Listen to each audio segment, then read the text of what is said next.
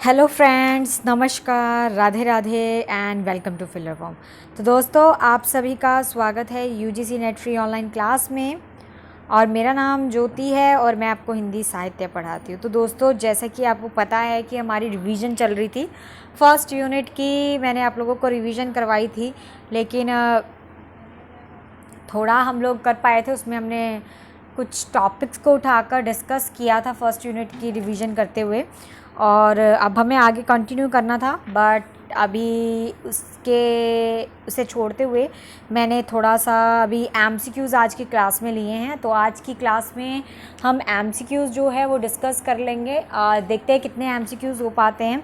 तो MCQs discuss कर लेंगे, तब तक मैं आपके अगले उसकी जो है तैयार कर लूँगी कि किस तरीके से बाकी हमारा जो है फर्स्ट यूनिट का जो है कवर अप हो पाएगा। ठीक है, तो अभी मैं नहीं कर पाई बिकॉज ऑफ सम रीज़न, और इसीलिए अभी हम क्लास जो है वो एमसीक्यूज़ की करेंगे आज। ठीक है, एंड देन उसके बाद हम उसको कंटिन्यू करेंगे जो हम कर रहे थे यूनिट फर्स्ट की रिवीजन। ठीक है, तो चलिए आगे चलते हैं। तो आप चाहो तो हमें व्हाट्सएप, इंस्टाग्राम और यहाँ पर टेलीग्राम आपको दिख रहा है, यहाँ पर आप लोग ज्वाइन कर सकते हैं। यहाँ पर आपको एनटीए के द्वारा जितनी भी जो इन्फॉर्मेशन मिलती है वो सारी इन्फॉर्मेशन मिल जाएगी। ठीक है, यस, किसी को भी डाउट, क्वेरी है, कुछ भी है, सभी के सभी जो है पूछ सकते हैं। ठीक है, बिल्कुल पूछ सकते हैं आप सभी के सभी। यस, सभी को गुड आफ्टरनून। आप सभी जो है फेसबुक में जो है मुझसे बातचीत कर सकते हैं। फेसबुक की आईडी है राधे ज्योति, RADHEYJYOTI, राधे ज्योति। फिलर फॉर्म की पिक लगी हुई है तो आप लोगों को पता चल जाएगा, और आप लोग वहाँ पर मुझसे बात कर सकते हैं और जो भी आपकी क्वेरी आप कर सकते हैं। यस, मैंने अभी फाइनल नहीं किया है, तो एक बार मैं फाइनल करके जो है आप लोगों को बता दूंगी कि जो हमारी क्लास है उसका क्या टाइमिंग होगा। छोटी सी शॉर्ट वीडियो डाल दूंगी तो आपको पता चल जाएगा कि हमारी गूगल मीट का टाइम क्या है। ठीक है, तो गूगल मीट का मैं भी आपको बता दूंगी शॉर्ट वीडियो डालकर। ठीक है, तो चलिए आगे चलते हैं। यस, आप हमारी फिलर फॉर्म की जो एप्लीकेशन है इसको भी इंस्टॉल कर सकते हैं। प्ले स्टोर पर जाइए, वहाँ फिलर फॉर्म लिखिए तो इस तरीके की एप्लीकेशन ओपन हो जाएगी। वहाँ पर आपको फ्री नोट्स मिल जाएंगे, previous year question papers with answers मिल जाएंगे। ठीक है, मॉक टेस्ट मिल जाएंगे, तो आप यहाँ पर आराम से प्रैक्टिस कर सकते हैं, because practice makes a man perfect. तो प्रैक्टिस करने से ही आपका ये चीज़ और ज़्यादा ईजी हो जाएगा।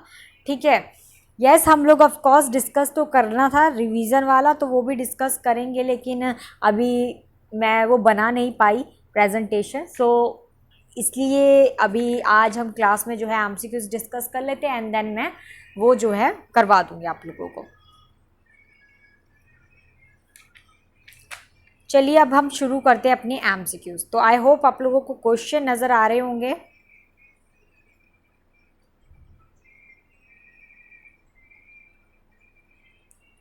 चलिए, आप लोगों को ही इसका आंसर करना है, जो भी मैं आप लोगों से यहाँ पे क्वेश्चंस करूँगी। तो पहला क्वेश्चन है हमारा, मैथिली का विकास जो है वो किस अभ्रंश से माना जाता है? तो मैथिली का विकास किस अभ्रंश से माना जाता है? शोरसेनी अभ्रंश से, मागधी अभ्रंश से, अर्धमागधी अभ्रंश से, या महाराष्ट्रीय अभ्रंश से? तो क्या उत्तर होगा इसका? जल्दी से उत्तर बताइए।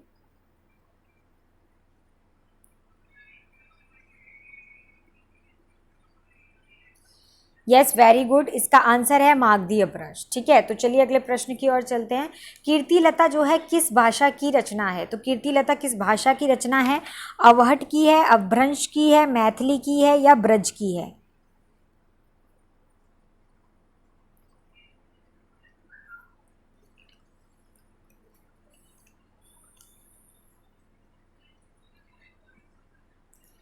यस, इसका करेक्ट आंसर है अवहट। अगला प्रश्न देखेंगे, अगला क्या है?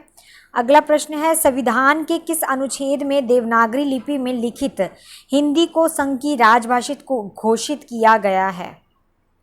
संविधान के किस अनुच्छेद में देवनागरी लिपि में लिखित हिंदी को संघ की राजभाषा घोषित किया गया है? 347, 348, 343, 345?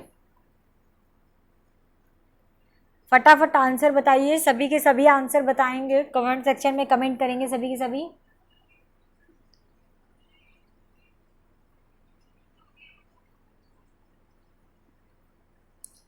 यस, इसका आंसर है 343। चलिए अगले प्रश्न की ओर चलते हैं।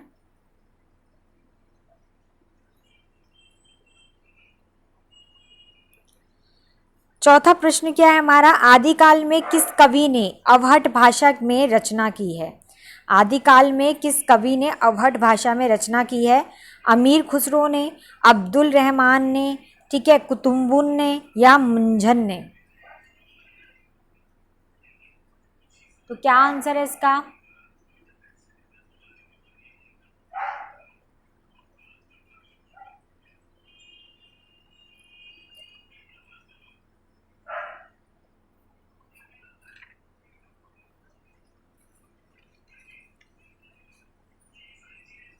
तो इसका आंसर है अब्दुल रहमान। ठीक है, कि आदिकाल के किस कवि ने अवहट भाषा की रचना की है? तो अब्दुल रहमान ने की है। आगे चलते हैं। अगला प्रश्न है, उत्तर भारत में भक्ति का प्रसार करने का श्रेय किसे प्राप्त है? तो उत्तर भारत की तरफ की बात कर रहे हैं, वहां पर भक्ति का जो प्रसार है उसका श्रेय किसको जाता है? शंकराचार्य को, रामानुजाचार्य को, रामानंद को या माधवाचार्य को? तो बताइए इसका उत्तर क्या है?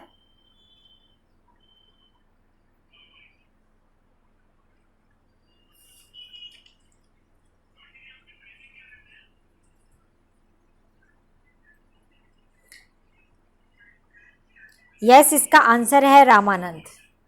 अगला प्रश्न देखेंगे क्या है। अगला प्रश्न है, सहजोबाई किस शाखा की रचनाकार है? कृष्ण भक्ति शाखा की, राम भक्ति शाखा की, ज्ञानाश्री शाखा की, प्रेम आश्रय शाखा की?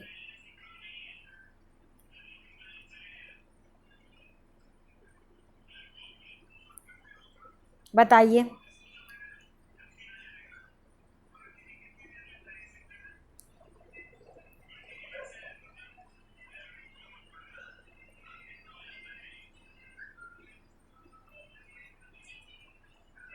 तो इसका आंसर है ज्ञानेश्वरी शाखा।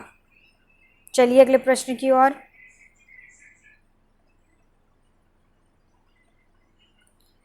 सातवां प्रश्न देखेंगे क्या है। उज्जवल नीलमणि की रचयिता कौन है? रूप गोस्वामी, वल्लभाचार्य, विठलनाथ, माधवाचार्य?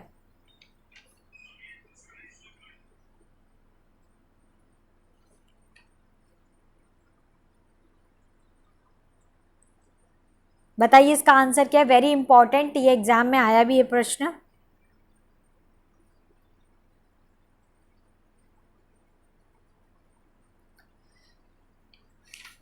यस, इसका आंसर है रूप गोस्वामी। रूप गोस्वामी आपको पता ही है, चैतन्य महाप्रभु के शिष्य जो थे रूप गोस्वामी थे। किसके? चैतन्य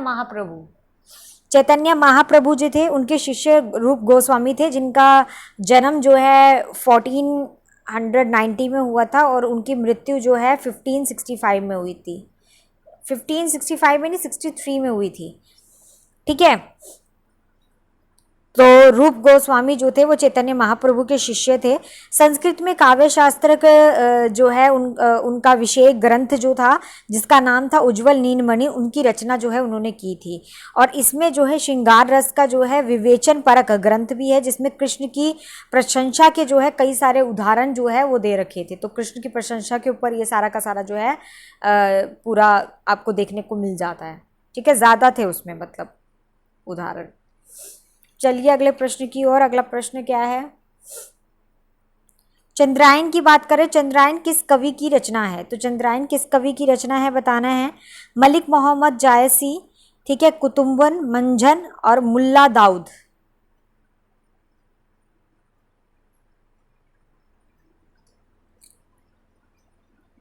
बताइए आंसर क्या है।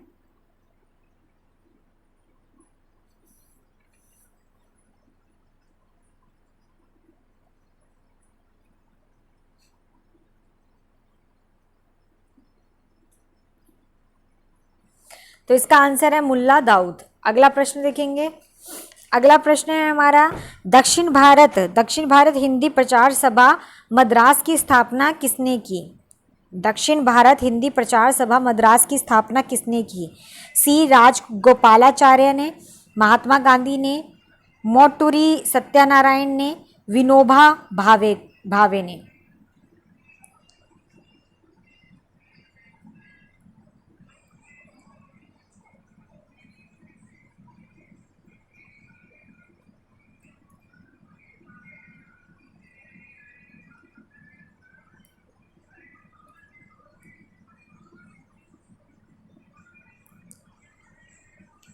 तो इसका आंसर है महात्मा गांधी। ठीक है, दक्षिण भारत हिंदी प्रचार सभा मद्रास की जो स्थापना थी वो महात्मा गांधी ने की थी। चलिए अगले प्रश्न की ओर।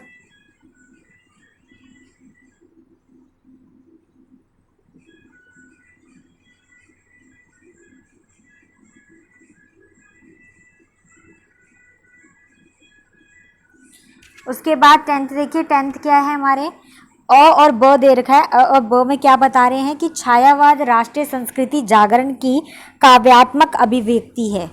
और ब में बोलते हैं कि छायावाद का सीधा संबंध जो है स्वाधीनता आंदोलन से है। तो इसमें ऑप्शन दे रखे हैं 4 कि अ और ब दोनों सही है, अ गलत और ब सही है, अ पूर्णत और ब अशंत सही है, अ और ब दोनों ही आशंत सही है।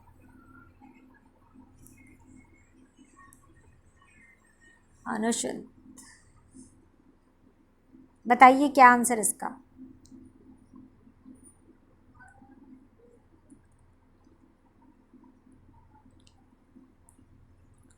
तो इसका आंसर है कि अ और ब दोनों ही सही है। तो देखिए छायावाद जो है राष्ट्रीय संस्कृति जागरण की काव्यात्मक अभिव्यक्ति है। ठीक है, एक तरीके से काव्यात्मक तरीके से ही दिया जाता है इसे। और छायावाद का सीधा संबंध स्वाधीनता आंदोलन से ही है। अगले प्रश्न देखते हैं।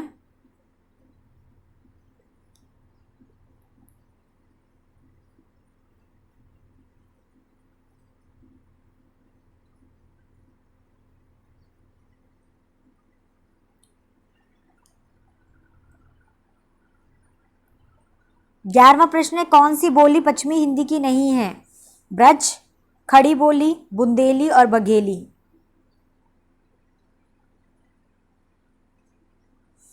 पश्चिमी हिंदी की ट्रिक याद कीजिए जो भी।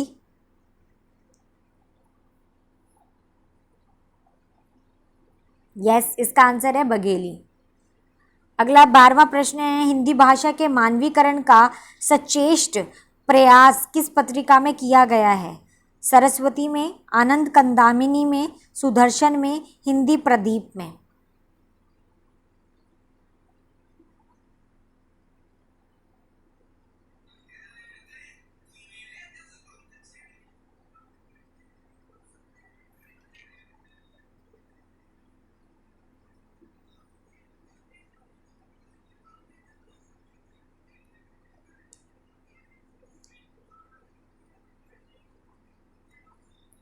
यस, इसका आंसर है सरस्वती। ठीक है, चलिए अगले प्रश्न की ओर। 13वां प्रश्न क्या है हमारा, अब दिख रहा है प्रॉपर?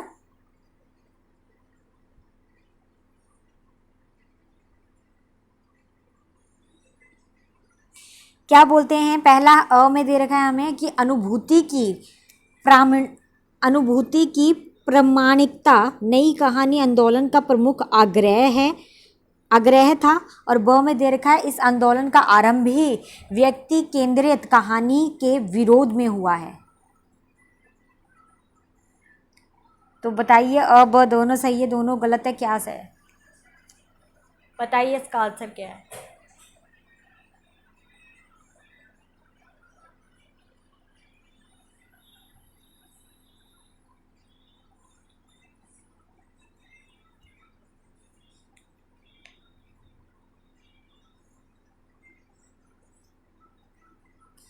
इसका आंसर सी है, अपूर्णतः, और ब जो है आश्रय सही है।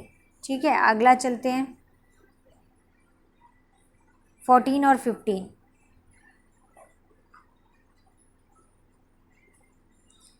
14 क्या है, निम्नलिखित में से कौन सी बोली पूर्वी हिंदी की नहीं है? अवधी, बघेली, छत्तीसगढ़ी और मालवी।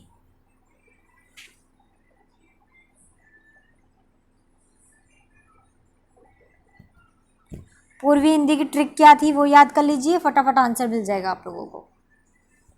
क्या था ट्रिक, क्या थी?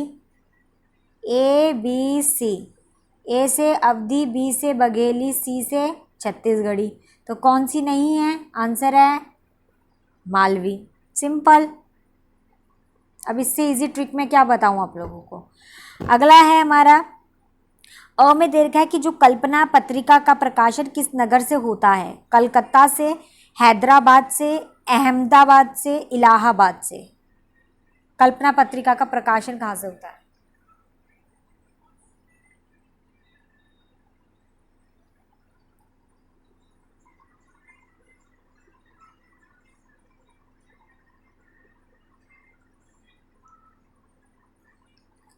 यस, इसका आंसर है हैदराबाद से। ठीक है,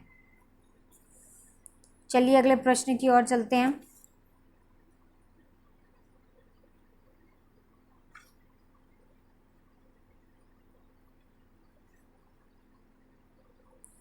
सोलहवां प्रश्न देखिए क्या है।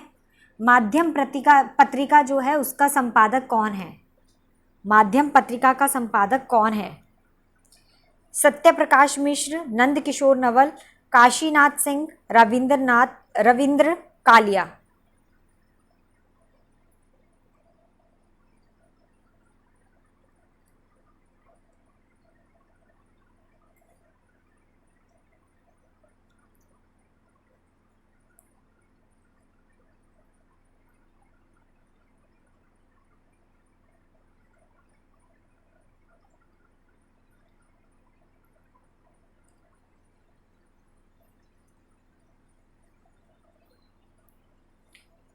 बताइए कौन है इसका आंसर? सत्य प्रकाश मिश्र। ठीक है, अगला प्रश्न देखेंगे। 17वां प्रश्न है यहाँ पे अ में दे रखा है कि रेखा चित्र और संस्मरण के बीच की विभाजक रेखा बहुत ही सूक्ष्म होती है। ठीक है, जबकि सेकंड में बता रखा है कि इनमें से ये दोनों परस्पर अंतर्भुक्त हो जाते हैं। तो पहला है अ ब दोनों सही है, ब सही और अ गलत है। ठीक है, अ ब दोनों गलत है, अ और ब अशांत सही है। तो क्या आंसर है इसका?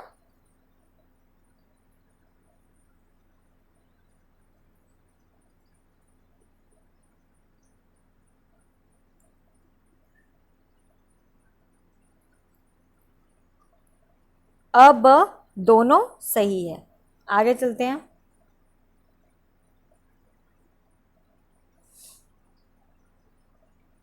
एटीन वाला देखेंगे। निम्नलिखित भाषाओं के विकास का सही अनुक्रम बताए। अनुक्रम बताना है, सही अनुक्रम। प्राकृत पाली अपभ्रंश हिंदी, पाली प्राकृत अपभ्रंश हिंदी, पाली अपभ्रंश प्राकृत हिंदी, अपभ्रंश प्राकृत हिंदी पाली। तो बताइए, इसका आंसर तो इजी होना चाहिए आप लोगों को। अभी रिवीजन क्लास में ही करवाया था मैंने आप लोगों को। सबसे पहले क्या आएगा? पाली आएगा, फिर प्राकृत आएगा, फिर अपभ्रंश आएगा और फिर हिंदी आएगा। तो इसका आंसर क्या है? बी। उसके बाद 19 वाला प्रश्न क्या है? निम्न कवियों का सही कालक्रम बताइए। तो कालक्रम बताना है इसका। सरहप्पा, सोम प्रभु सूरी, गोरखनाथ, हेमचंद्र। गोरखनाथ, सोम प्रभु सूरी, सरहप्पा, हेमचंद्र। इसका बाकी लिखा हुआ है, आप लोग देख लीजिए और इसका आंसर बताइए।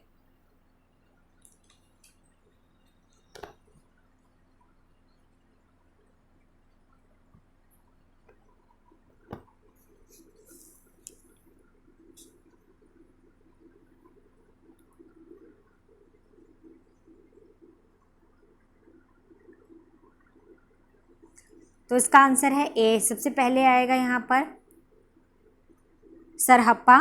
सरहप्पा क्या है? सरहप्पा का जो समय था वो 8वीं सदी ईस्वी था। ठीक है, यह सिद्ध कवि सरहप्पा ने जो है 769 ईस्वी में दोहा कोश की रचना की थी। ठीक है, सरहप्पा के बारे में बता रही। दोहा कोश की रचना की थी सरहप्पा ने और 769 ईस्वी में की थी। सिद्ध कवि थे ये और 8वीं सदी में ईस्वी में जो है सरहप्पा आए थे। उसके बाद आ जाते हैं यहाँ पर सोमदेव प्रभुसूरी। सोमदेव प्रभुसूरी के बारे में क्या है? ये 10वीं सदी ईस्वी के थे, 10वीं सदी के थे। सोमदेव प्रभुसूरी को राष्ट्रीयकृत शासन कृष्ण 2 का राजकीय संरक्षण भी प्राप्त था।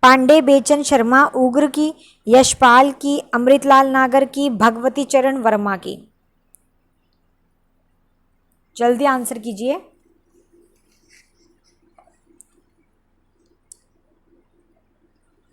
यस, इसका आंसर है अमृतलाल नागर। आगे चलते हैं अगले प्रश्न की ओर। अगला प्रश्न है, वॉरेन हेस्टिंग का 60 कहानी की रचना किसने की है? वॉरेन हेस्टिंग का 60 कहानी की रचना किसने की है? शिवमूर्ति ने, संजीव ने, उदय प्रकाश ने, संजय ने?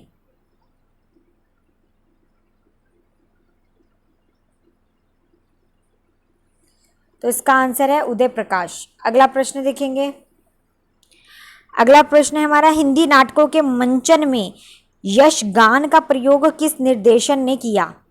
गिरीश कार्नाड ने, इब्राहिम अलकाजी ने, सत्यदेव दुबे ने, कारंत ने?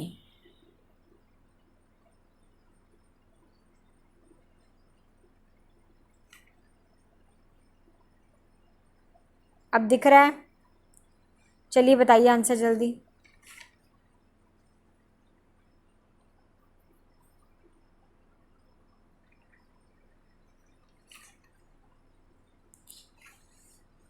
इसका आंसर है पहला ए, गिरीश कार्नाड। अगला है 26वां प्रश्न है कि नील परिधान बीच सुकुमार, खिला मुर्दल अंध खुला अंग, खिला हो ज्यों बिजली का फूल, मेघ बन बीच गुलाबी रंग। इन पंक्तियों में कौन सा अलंकार है? उपमा अलंकार है, उत्प्रेक्षा अलंकार है, रूपक अलंकार है, या दृष्टांत अलंकार है?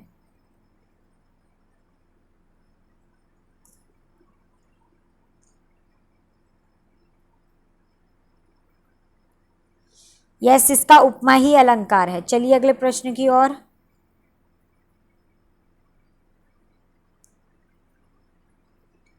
सताइसवां प्रश्न है, निम्नलिखित आचार्यों के बीच क्रम में से कौन सा कालक्रम की दृष्टि से सही नहीं है? कालक्रम की दृष्टि से जो सही नहीं है वो बताना है। बामादंडी, आनंदवर्धन, क्षेमेंद्र, आनंदवर्धन, अभिनव गुप्त, विश्वनाथ जगन्नाथ, भट्टनायक, विश्वनाथ कुंतक जगन्नाथ, भरत बामा कुंतक जगन्नाथ?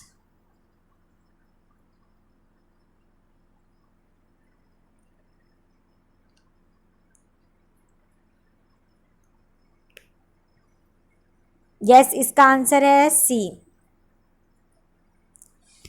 सबसे पहले आ जाते हैं हमारे भट्टनायक, फिर आते हैं हमारे पास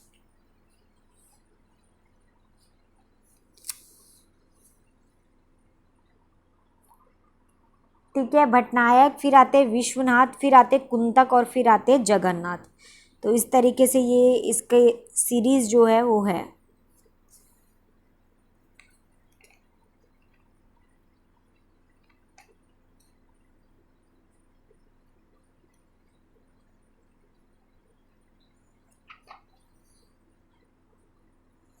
आपको इसका सीरीज जो है अच्छी तरीके से याद रखना है। आचार्यों के नाम, उनके काल और उनके ग्रंथों के नाम, ये आपको याद रखना है। मैं एक बार आपको बताती हूँ, ठीक है? अगर आपके पास कॉपी वगैरह है तो आप लोग नोट डाउन भी कर सकते हैं। तो चलिए सबसे पहले आते हैं भरत, ठीक है? इससे रिगार्डिंग क्वेश्चन जो है आपके क्लियर हो जाएंगे, वो आएगा तो आपका क्लियर रहेगा माइंड। भरत की बात करते हैं तो ये 1ली सदी में आए थे, ठीक है? और इनका ग्रंथ का नाम क्या था? नाट्यशास्त्र। फिर आते हैं बामा 6ठी सदी में आए थे और इनके ग्रंथ का नाम क्या है? काव्य अलंकार। फिर आते हैं दंडिन जो है वो आए थे 6ठी सदी में ही आए थे वो, और उनके अलंकार का नाम क्या था? काव्य दर्श। फिर आते हैं आनंदवर्धन जो है 9वीं सदी के प्रारंभ में आए थे और उनके प्रमुख ग्रंथ का नाम है ध्वन्यालोक, ठीक है? फिर आते हैं भट्टनायक जो है काल क्या है इसका? यहाँ पे 9वीं सदी है, ठीक है? उसके बाद आ जाते हैं हमारे अभिनव गुप्त हमारे 10वीं सदी के अंत में आए थे, ठीक है? प्रमुख इनके ग्रंथ क्या है? ध्वन्यालोक, लोचन, अभिनव भारती। उसके बाद कुंतक आ जाते हैं, कुंतक हमारे 10वीं सदी के अंत में आए थे, ठीक है? और इनका जो ग्रंथ था उसका नाम था वक्रोक्ति जीवंत। उसके बाद क्षेमेंद्र आए, क्षेमेंद्र 11वीं सदी के अंत में आए थे और इनके जो है ग्रंथ का नाम था औचित्य विचार चर्चा। फिर आते विश्वनाथ 14वीं सदी में आए थे और इनके ग्रंथ का नाम था साहित्य दर्पण। फिर आते हैं जगन्नाथ। जगन्नाथ 17वीं सदी में आए थे और इनके जो है रचना का नाम क्या है, रस गंगाधर। तो इस तरीके से इनकी रचनाएं आपको याद करनी है, तभी आपको पता चल पाएगा। चलिए आगे चलते हैं।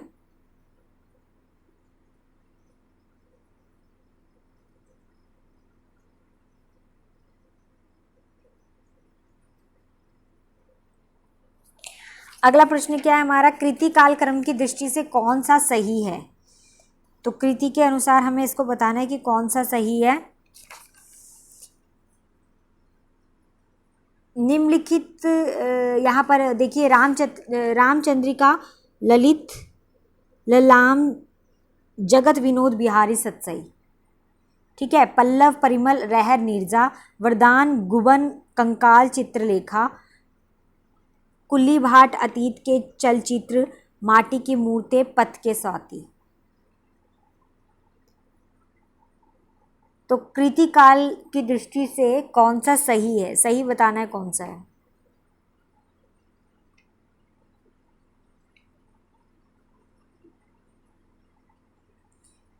तो इसका आंसर है कुली भाट, अतीत के चलचित्र, माटी की मूर्तें, फिर आता है पथ के साथी। अगला आ जाता है हमारा 29 वाला प्रश्न, रचनाकार कालक्रम के अनुसार सही का निर्देश कीजिए। दिनकर, बच्चन, अगेय, मुक्तिबोध, बच्चन, दिनकर, अगेय, मुक्तिबोध, अगेय, दिनकर, बच्चन, मुक्तिबोध, या दिनकर, अगेय, बच्चन, मुक्तिबोध। तो बताइए इसमें से चारों में से क्या आंसर है इसका।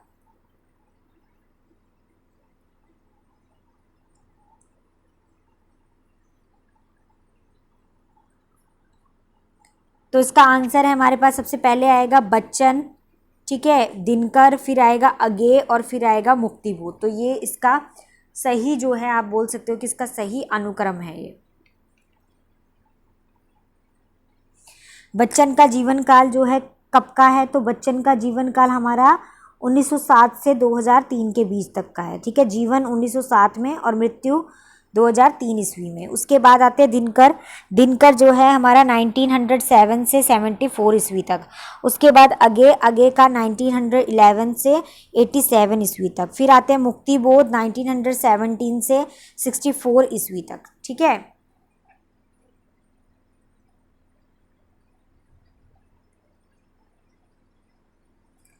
उसके बाद नेक्स्ट प्रश्न क्या है हमारा, नेक्स्ट क्वेश्चन है, निम्नलिखित में से कृति कालक्रम की दृष्टि से कौन सा सही है। तो सही बताने की कौन सा है यहाँ पर, वीणा, ग्रम्या, लोकायतन, कथन और बूढ़ा चांद, निहार, रशिम, दीप शिखा, संध्या गीत, गीतिका, कुकुरमुता, बेला, अर्चना, प्रेम पथिक, झरना, लहर, आंसू। तो इनकी दृष्टि से कौन सा सही है, सही बताना है कौन सा है।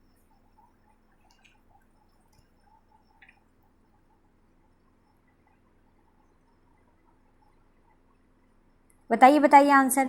एलिमिनेशन मेथड भी अपना सकते हैं।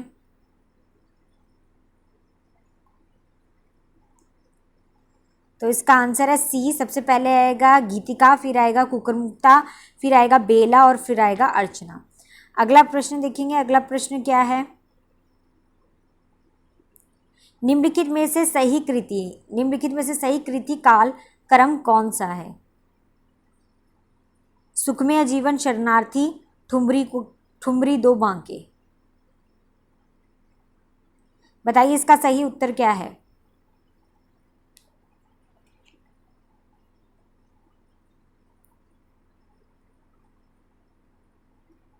यस, इसका आंसर है सुखमय जीवन, फिर आएगा दो बांके, फिर आएगा शरणार्थी और उसके बाद आएगा ठुमरी।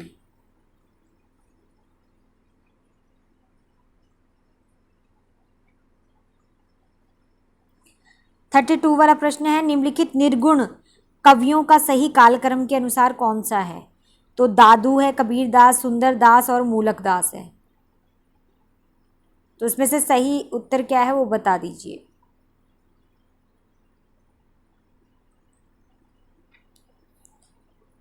यस, इसका आंसर है कबीरदास। सबसे पहले कबीरदास आएंगे, फिर आएंगे दादू, फिर आएंगे श्यामदास, फिर आएंगे मुल्लकदास।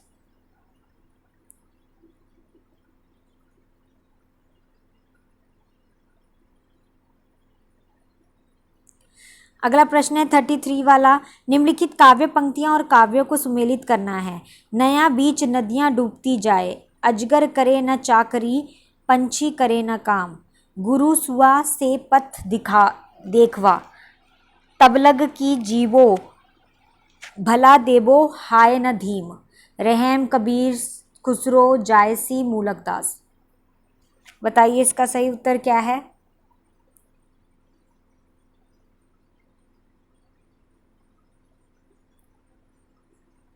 यस, इसका सही उत्तर है बी। अब बी के अनुसार इसको सही पे लगा सकते हैं हम लोग। सबसे पहले आएगा नया बीच नदियां डूबती जाए, यह आएगा कबीर का। उसके बाद अजगर कहे न चाकरी, पीछे करे ना काम, ठीक है, तो इसका आएगा आपका यहाँ पर मूलकदास। फिर आएगा गुरु सुआ जेई पथ देखवा, ठीक है, तो इसका क्या आएगा, इसका आएगा हमारा जायसी। उसके बाद आएगा तबलंग की जीवो भलो दबो होए न धीमा धीम, तो ये चौथा जो है ये किसको जाएगा, ये जाएगा रहीम को।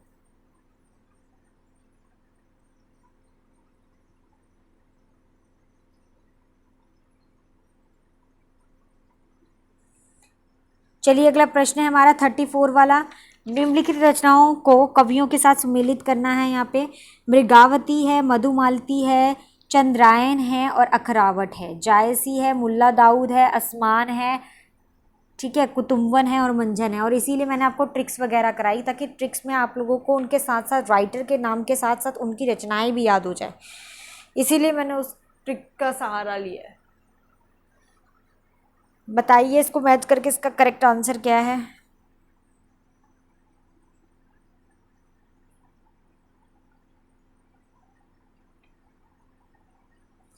तो 34 का आंसर हमारे पास सी है, ठीक है, तो पहले का आ जाएगा आपका यहाँ पर सीधा डायरेक्ट चौथा, ठीक है, उसके बाद दूसरे का आ जाएगा आपका यहाँ पर पांचवा, फिर उसके बाद हमारा आता है चंद्रायन, चंद्रायन का आपका कौन सा आ जाता है, चंद्रायन का आ जाएगा आपका दूसरा, फिर आता है अखरावट, अखरावट का आपका आ जाएगा यहाँ पर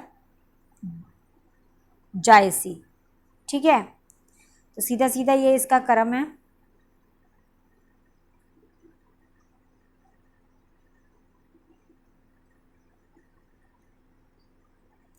अगला प्रश्न है निम्नलिखित में से अध्यायों के नाम, ठीक है, और उनकी रचनाओं को सुमेलित करना है। तो अध्यायों के नाम है समय, कांड, कांड और सर्ग, साकेत, पद्मावत, रामचरितमानस, पृथ्वीराज रासो, कबीर, ग्रंथावली। अध्यायों के नाम और उनकी रचनाएं जो हैं उनके साथ उनको मिलान करना है।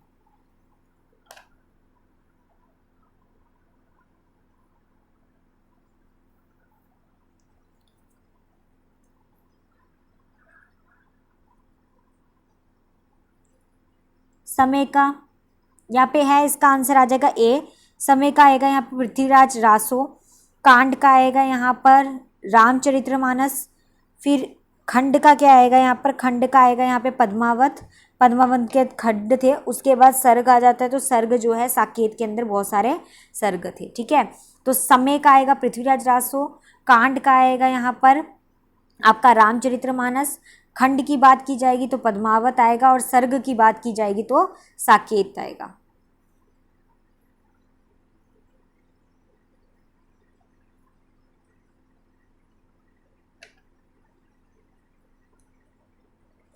निम्नलिखित ग्रंथों को आलोचकों के साथ सुमेलित करना है। तो आलोचक के साथ सुमेलित करना है बिहारी सत्सई, देव और बिहार, बिहारी और देव, ठीक है, यहाँ पे है लाला भगवान दीन, कृष्ण बिहारी मिश्र, विश्वनाथ प्रसाद मिश्र, पद्म सिंह शर्मा, महावीर प्रसाद द्विवेदी।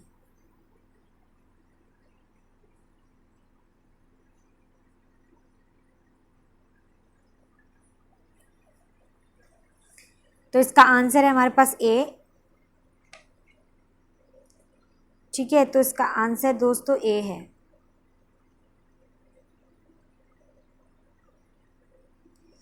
ए है इसका आंसर, तो पहले का 4 आ जाएगा सीधा डायरेक्ट, बिहारी सत्सई का पद्म सिंह शर्मा, उसके बाद आता है देव और बिहारी, देव और बिहारी का कृष्ण बिहारी मिश्र। उसके बाद आता है बिहारी, बिहारी का आ जाएगा आपका यहाँ पर विश्वनाथ प्रसाद मिश्र। फिर आएगा बिहारी और देव, बिहारी और देव जो है इसका आ जाएगा आपका लाला भगवान देव। ठीक है, तो 36 क्वेश्चन जो है अब के हो चुके हैं। मैं इसको पूरा 40 ही कंप्लीट करवा देती हूँ। निम्नलिखित नाटककारों और नाटकों को सुमेलित करना है, तो लक्ष्मी नारायण लाल है, उदय शंकर भट्ट है, श्री चतुर सिंह शास्त्री और गोविंद दास है। तो इसको बताइए, सही नाटककारों को नाटकों के साथ जो है सुमेलित करके बताइए।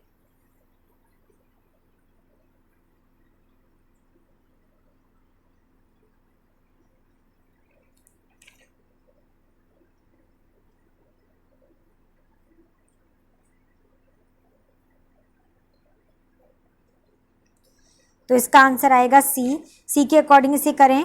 लक्ष्मी नारायण लाल है, इसका आएगा सीधा राक्षस का मंदिर। पंडित उदय शंकर भट्ट है, तो इसका सीधा आ जाएगा आपका विक्रमादित्य, विक्रमादित्य।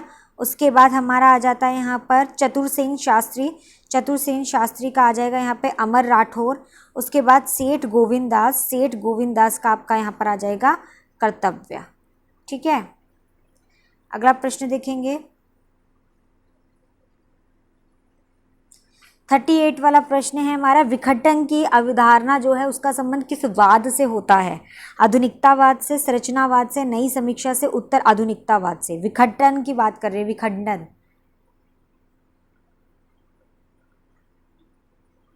Very easy.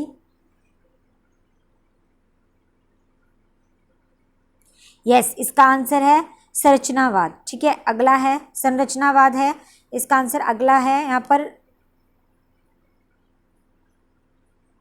39 वाला प्रश्न, वृद्ध सत्सई की विषय वस्तु क्या है?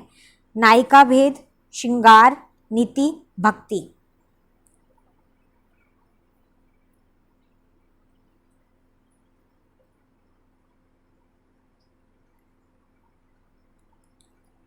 बताइए इसका आंसर क्या है?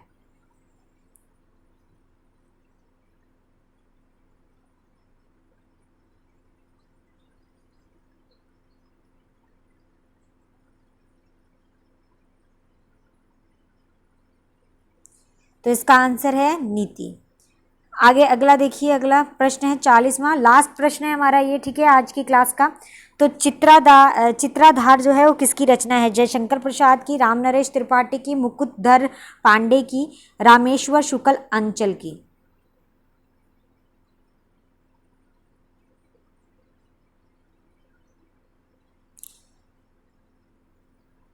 बताइए इसका आंसर।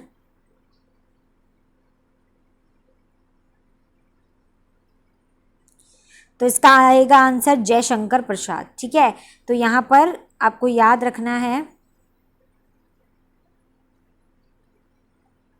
कि चित्राधार जो है वो किसकी रचना है? जयशंकर प्रसाद की रचना है। तो दोस्तों हमारे पूरे 40 क्वेश्चन जो है यहाँ पर हो चुके हैं और बिल्कुल अब थोड़े से ही रह गए हमारे, तो वो आप लोग खुद कर लेंगे क्योंकि वो आप लोगों का होमवर्क होगा। तो मैं आपको दिखा देती हूँ आपका होमवर्क क्या है। तो ये देखिए, ये आपका होमवर्क है पूरा का पूरा।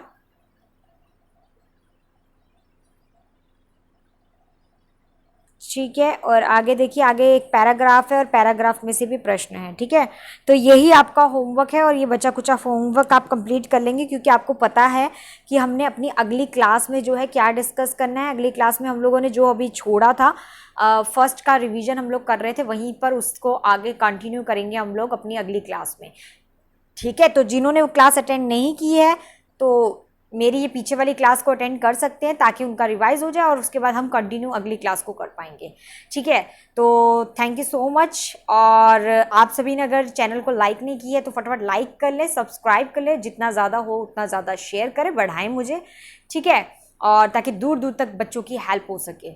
ठीक है, तो यही मेरा मोटिव है और मैं आप लोगों के साथ हमेशा हूँ। ऑल द बेस्ट, और इसी तरीके से बढ़ते रहिए और अपना नेट जेआरएफ का जो टारगेट है उसे पाकर जो है बताइए कि आप किसकी कितने आपके अंदर कितनी काबिलियत है। ठीक है, तो अपनी काबिलियत को अब दर्शाने का समय जो है वो आ गया है। तो चलते हैं, मिलते हैं अब नेक्स्ट क्लास में। So bye, take care, Radhe Radhe, Radhe Radhe, bye.